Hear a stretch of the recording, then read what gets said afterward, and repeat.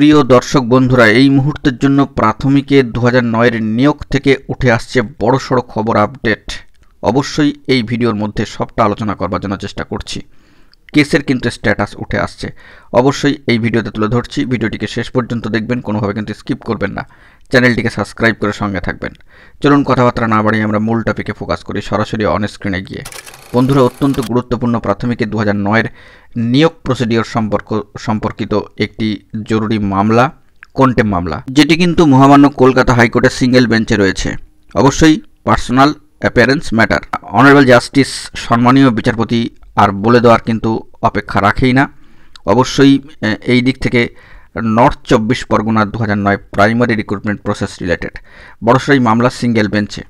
কিন্তু তাৎপর্যপূর্ণ বিষয় যে নেক্সট হিয়ারিং ডেট শিডিউল কিন্তু রয়েছে আগামী 14 তারিখের জন্য, অর্থাৎ 14ই ফেব্রুয়ারি 2025 তারিখের জন্য। হাতে মাত্র আর 6টা দিন। আজকে কিন্তু 8 তারিখ, 8ই ফেব্রুয়ারি 2025। অন্যদিকে 14 তারিখ আসতে আর 6টা দিন মাত্র বাকি।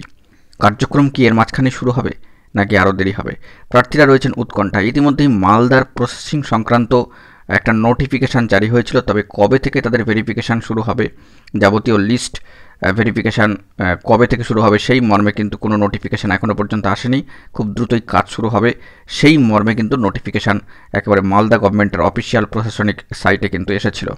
সেই নোটিশের অপেক্ষাও কিন্তু মালদার প্রার্থীরা রয়েছেন। অন্যদিকে নর্থ 24 পরগনা 2009 প্রার্থীরা অপেক্ষায় রয়েছেন যে 14 তারিখের মধ্যে তাদের কার্যক্রম শুরু হবে কিনা। হাতে কিন্তু আর 6টা দিন রয়েছে, অপেক্ষায় রয়েছেন প্রার্থীরা। এবং কন্টেম্প মামলার ক্ষেত্রে যে বিষয়টি কোর্টের স্ট্যাটাস, মহামান্য কলকাতা হাইকোর্টের সিঙ্গেল বেঞ্চের অ্যাপিলিয়েটেড সাইটের যে স্ট্যাটাস উঠে আসছে, সেখান থেকে লক্ষ্য করা যাচ্ছে, অন স্ক্রিনে বিষয়টি দেখতে পাচ্ছেন, আগামী 14ই ফেব্রুয়ারি 2025 জন্য এই মামলা কিন্তু রাখার কথা বলা হচ্ছে। যদি আমরা বিগত দিনের কোর্ট অর্ডারটিকে একটু অবজার্ভ করি, শেষের দিকে বিষয়টি কিন্তু প্রত্যক্ষ করতে পারবো।